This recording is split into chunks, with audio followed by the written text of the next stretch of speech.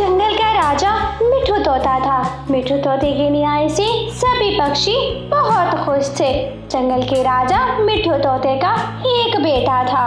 राजा मिठू तोता का छोटा सा बेटा रोजाना चिड़िया के साथ बाहर जंगल घूमने जाया करता था। चिड़िया, तुम मेरे छोटे बेटे मिठू का बहुत ख्याल रखना, क्योंकि मेरे बाद मेरा बेटा ही जंगल का राजा बनेगा। आप फिक्र ना करें मिठू महाराज, मैं आपके छोटे मिठू का बहुत ख्याल करूंगी।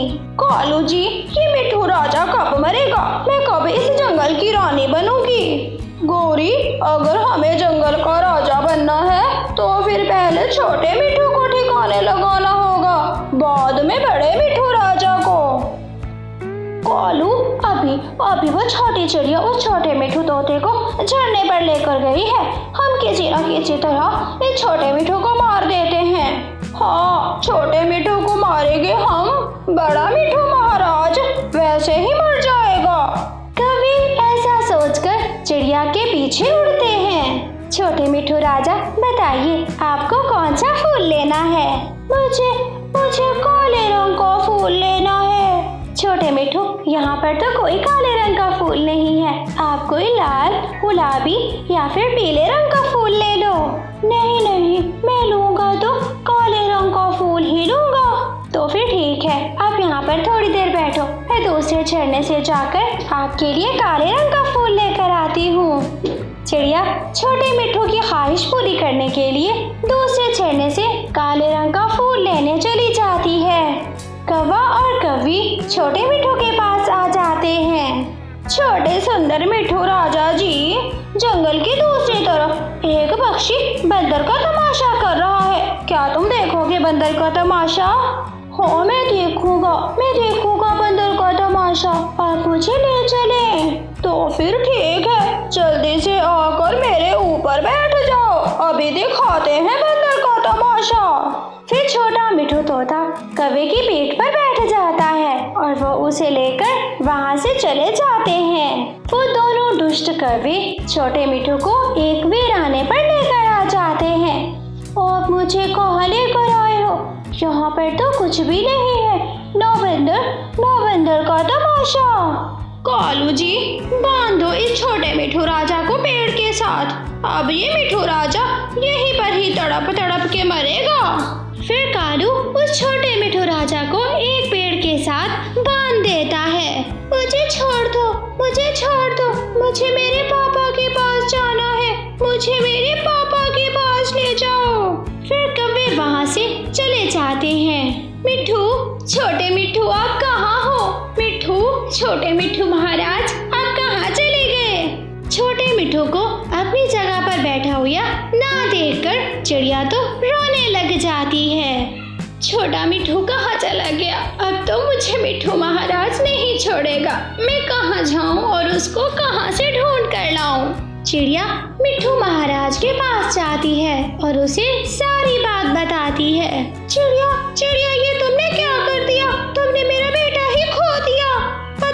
बताओ कहाँ है मेरा बेटा? मैं नहीं छोड़ूंगा तुम्हें अगर मेरे बेटे को कुछ भी हुआ। फिर कौवा और कौवी भी उसी समय राजा के महल में आ जाते हैं। मिठू महाराज, मैंने अपनी आंखों से देखा था कि ये वाली छोटी पिद्दी चिड़िया तुम्हारे बेटे को चील के पास लेकर गई थी। झूठ है मिठू महाराज, ये झूठ बोल रहे हैं, मैं आपके बेटे को किसी चील के पास नहीं लेकर गई। हाँ मिठू महाराज, ये चिड़िया तो बहुत बुरी है, ये आपके बेटे को चील के पास लेकर गई है। चिड़िया, अगर तुम्हें मुझसे कुछ लेना था तो मुझसे मांग लेती, मेरे छोटे से बेटे को उस चील के पास लेकर जाने की क्या जरूरत थी? फिर मिठू राजा चिड़िया को पिंजरे में कैद करवा लेता है। कालू मेरा सुंदर पति, अब हम किसी न किसी तरह मिठू महाराज को जहर दे देंगे और फिर हम बन जाएंगे जंगल के राजा। हाँ, अब वो चिड़िया तो गई काम से, सारी जिंदगी के लिए वो तो रहेगी पिंजरे में कैद और हम बनेंगे राजा। हमें अब राजा बनने से कोई नहीं रोक सकता। रात हो जाती है। छोटा मिठू तोता सारी रात जाग कर गुजारता है। उसे एक पल के लिए नींद नहीं आती। सुबह कबूतर भैया किसी काम से वापस लौट रहा था तो वो मिठू महाराज के छोटे बेटे को एक पेड़ से बंधा हुआ देख लेता है। कबूतर वहीं पर आकर बैठ जाता है। ये तो छोटा राजा है, पर इसको यहाँ किसने बांध दिया? छोटा राजा तो अब बेहोश हो चुका था। छोटे राजे की आंखें बंद थीं और उसने रात से कुछ नहीं खाया था। कबूतर छोटे मिठू को रस्सियों से आजाद करता है और फिर उसको महल ले जाता है। बुलबुल डॉक्टर को बुलाया जाता है। बुलबुल किसी न किसी तरह तुम मेरे बेटे की जान बचा लो। तुम जो मांगोगी मैं वो तुम्हें दूंगा। मिठू राजा आप शांत हो जाइए। मैंने अभी मिठू राजा को दवाई दी है, वो अभी बिल्कुल ठीक हो जाएगा। छोटा मिठू राजा अपनी आंखें खोलता है, जिसे देख मिठू महाराज बहुत खुश होता है। मेरा बेटा कहाँ चला गया था? मुझसे इतना दूर क्यों चला गया था? पापा मुझे उस कौवा और कवि ने किडनैप किया था और फिर रस्सियों के साथ एक पेड़ से बांध दिया था। जिसे सुनकर वो तोता तो बहुत गुस्से में आ जाता है। सिपाहियों, जल्दी से चिड़िया को कैद से आजाद करो और हाँ, उन दुष्ट कौवों को अभी मेरे पास पकड़ कर लाओ। सिपाही चिड़िया को आजाद करते हैं। आपका बहुत धन्यवाद कबूतर भैया। अगर आप छोटे मिठू को ना लाती तो मैं सारी जिंदगी इस जेल में ही सड़ के मर जाती।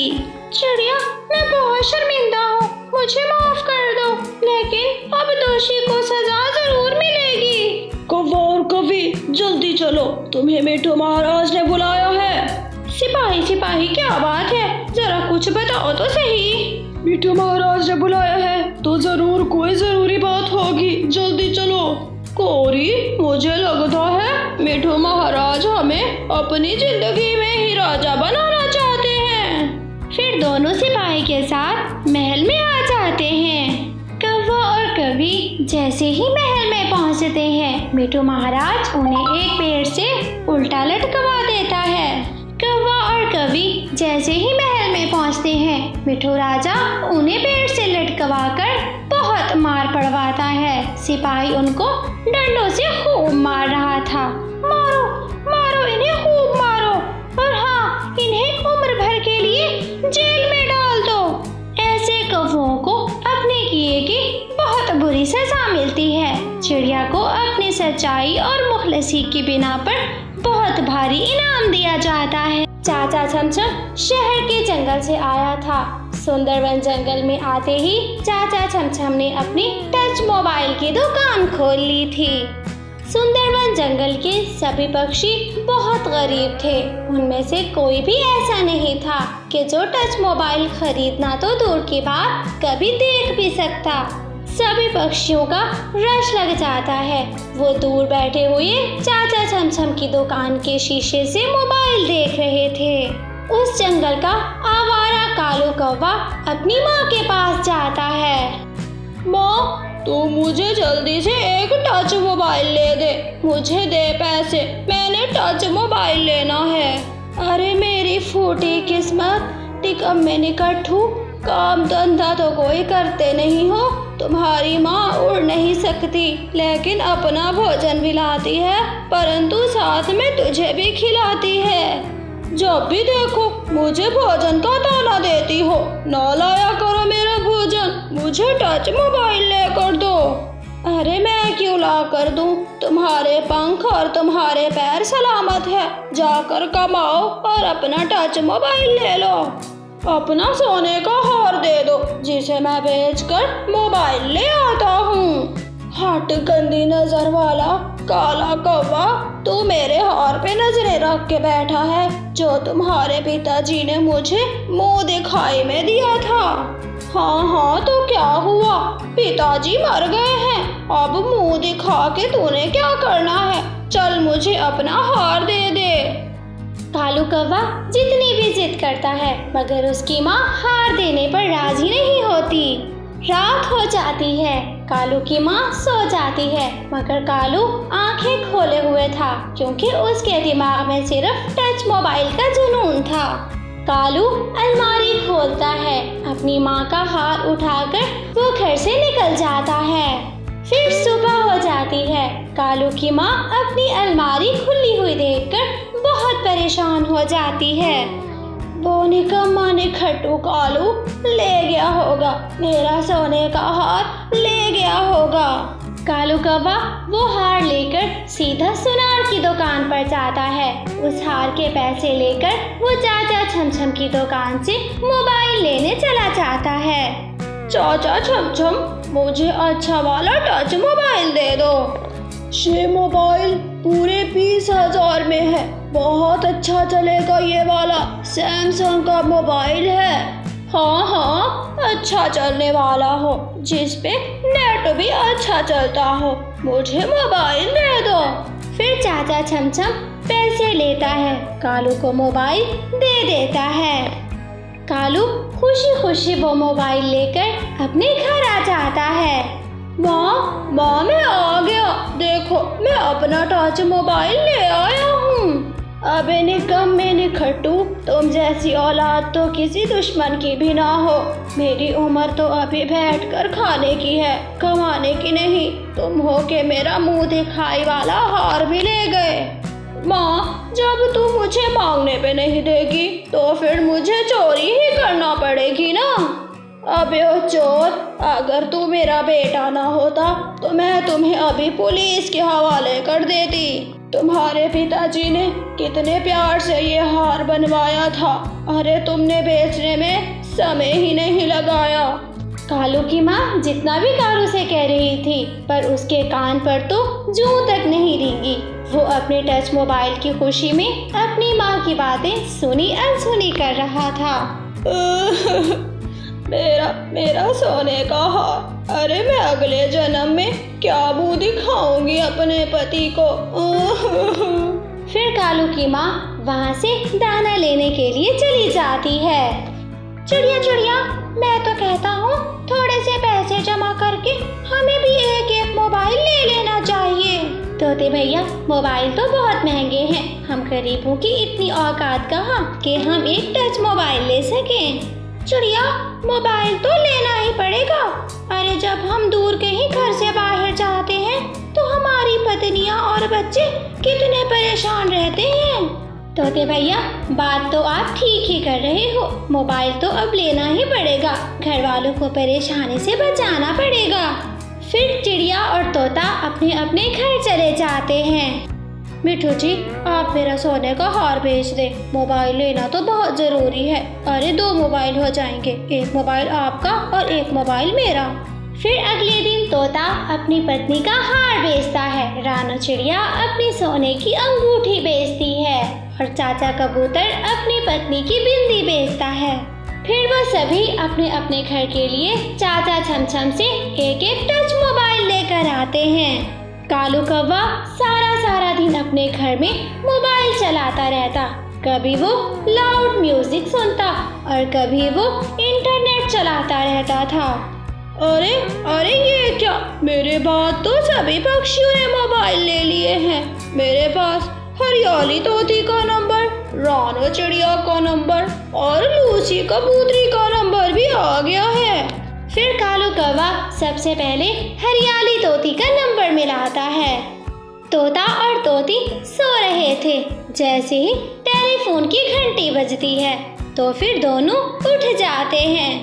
मिठू जी, देखिए किसकी कॉल आ रही है। हरियाली, उठा लो, जो भी है बात कर लो, शायद कोई पक्षी मुसीबत में हो। फिर हरियाली कॉल अटेंड करती है। हेलो हरियाली तोती, मैं तुमसे बात करना चाहता हूँ। कौन हो तुम? मैं तुम्हें नहीं जानती और मैं ऐसे अनजान लोगों से बात भी नहीं करती। अरे मैं प्यारी प्यारी आँखों वाला, हरे हरे पंखों वाला और लाल कलर की मोटी चांच वाला मैं तोता हूँ। मैं तुमसे बहुत प्यार करता हूँ। चलो हट बदमाश, तोते हो तो क्या, मेरे पास मेरा अपना तोता है, मुझे किसी से बात करने की जरूरत नहीं है। अरे पहले उस तोते की थी, अब मेरी बन जाओ, मैं तुम्हें बहुत खुश रखूंगा। अरे मैं तो बहुत सुंदर हूँ। मिट्ठू को ये बात सुनकर बहुत गुस्सा आता है। फिर तोता मोबाइल लेकर खुद बात करने लगता है। अभी गंदे तोते, तुम्हारी हिम्मत कैसे हुई मेरी पत्नी को फोन करने की? अगर तुमने दोबारा फोन किया तो मैं तुम्हें जिंदा नहीं छोड़ूंगा। मिट्ठू तोता गुस्से से कॉल काट देता है। हरियाली, तुमने नंबर किसको दिया था? सच सच बताना, तुम किस तोते से बात करती हो? मिट्ठू जी, अब आप भी मुझ पे शक करना शुरू हो गए हैं क्या? पहले मैं बेवफाई नहीं कर सकती थी, जो अब मोबाइल आने पे कर लूंगी। ठीक है, मैं अब तो तुम्हारी बात पर विश्वास कर रहा हूँ। अगर इसने दोबारा कॉल की तो फिर ना मैं तुम्हें छोड़ूंगा और ना ही उसे। मिट्ठू तोता गुस्से में सो जाता है। परेशानी में हरियाली तोती को पूरी रात नींद नहीं आती। कालू कौवा रानो चिड़िया का नंबर मिलाता है। रानो चिड़िया बौखलाकर उठ बैठती है। हेलो, मैं आकाश चिड़ा हूँ। जब तुम नदी पर पानी पीने आती हो तो कयामत लगती हो। मैं तुमसे बहुत प्यार करता हूँ और मैं तुमसे शादी करना चाहता हूँ। तुम्हारा नाम आकाश है या फिर जो है, मुझे इससे कोई मतलब नहीं है। मैं तो तुम्हें आवारा चिड़ा ही बोलूंगी। तुम्हें शर्म आनी चाहिए। तुम किसी को कॉल कर रहे हो जो कि 2 बच्चों की माँ है। ऐसे रानो चिड़िया भी कॉल काट कर सो जाती है। फिर कालू कौवा लूसी कबूतरी को फोन करता है। मैं सुंदर आँखों वाला कबूतर हूँ। तुम्हारा पति तो गंदी आँखों वाला। अरे गंदी आँखों वाले के साथ रहती कैसे हो? देखो तुम कितनी सुंदर हो और मैं तुमसे बहुत प्यार करता हूँ। अरे तुम्हें शर्म आनी चाहिए। मुझे कॉल करने से पहले 100 मर्तबा सोच लेते। कॉल नहीं काटना, बाकी सब कॉल काट कर भाग गई है। अरे बात कर लो ना, मैं रात में अकेला होता हूँ, मेरा मन नहीं लगता। लूसी कबूतरी भी कॉल काट कर अपने पति को सारी बात बता देती है। फिर सुबह हो जाती है। रानो चिड़िया और मिट्ठू तोता बैठे हुए थे। चिड़िया चिड़िया, हरियाली तोती किसी और तोते से बात करती है। उसने रात को कॉल मिलाई थी। तोते भैया, कॉल तो मुझे भी आई थी। वो मुझसे चिड़ा बन के बात कर रहा था। उड़ता हुआ कबूतर वहाँ पर आ जाता है। दोस्तों, मैं कल रात से बहुत परेशान हूँ। एक कॉल आई थी मेरी पत्नी को जो मुझे गंदी आंखों वाला कबूतर कह रहा था और खुद को खूबसूरत कबूतर। चिड़िया, ये फिर कोई दुष्ट पक्षी ही है जो मेरे घर भी कॉल करता है और तुम्हारे घर, साथ में कबूतर के घर भी। तोते भैया, ऐसे पक्षियों का भी तोड़ है मेरे पास। आ जाइए, मैं आपको एक उपाय बताती हूँ। फिर रानो चिड़िया उनको एक उपाय बताती है। सभी पक्षी तैयार होकर उस उपाय पर अमल करने के लिए अपने घर चले जाते हैं। रात हो जाती है। हरियाली तोती को फिर से कालू कौवा फोन कर देता है। हरियाली, तुम्हें सब याद है ना? मैंने तुमसे क्या कहा था? वैसे ही बात करनी है इससे। हरियाली फोन उठाती है। हेलो सुंदर तोते, मुझे तुमसे भी प्यार हो गया है।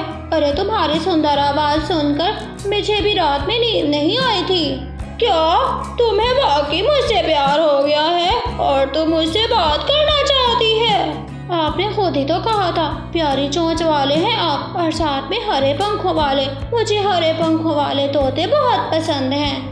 हाँ, मैं भी हरे पंखों वाला हूँ। देखोगी तो एक ही नजर में बहुत प्यार करने लगोगी। तोते जी, मैं आपसे मिलना चाहती हूँ। मैं अपने पति से बहुत तंग हूँ। अगर आप मुझे पसंद आ गए तो फिर मैं आपसे शादी कर लूंगी।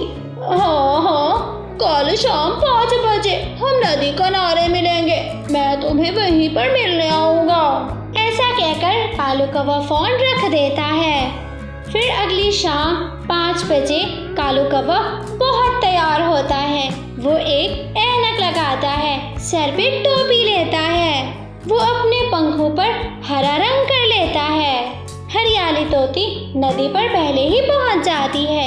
एक बड़े पेड़ के पीछे रानो चिड़िया, कबूतर और मिट्ठू तोता छुपकर बैठे सब देख रहे थे।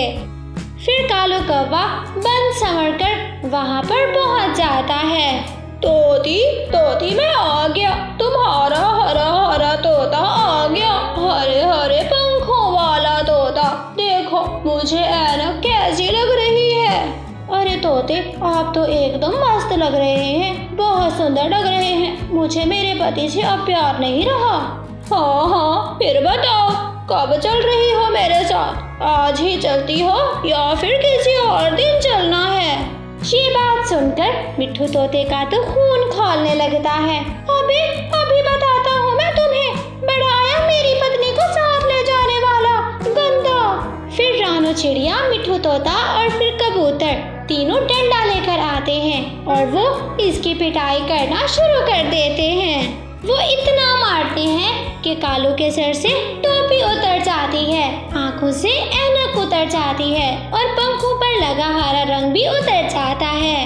अभी ओ दुष्ट काले कवि, क्या ये तुम हो? तुम्हें शर्म आनी चाहिए, तुम सबको रात में काल्स करके परेशान करते हो। अरे मुझे माफ कर दो, मुझे क्या पता था तुम सबकी पत्नियां इतनी चालाक हैं कि वो सारी बातें अपने पति को बता देती हैं। मुझे छोड़ो, मुझे जाने दो। अरे मैं टच मोबाइल आज ही तोड़ दूंगा, मुझे नहीं पता था कि ऐसी मार पड़ेगी। वो कालू कौवे को मार मार के बंदर बना देते हैं। फिर कालू इतना जोर से उड़ता है वो कभी पीछे मुड़कर नहीं देखता।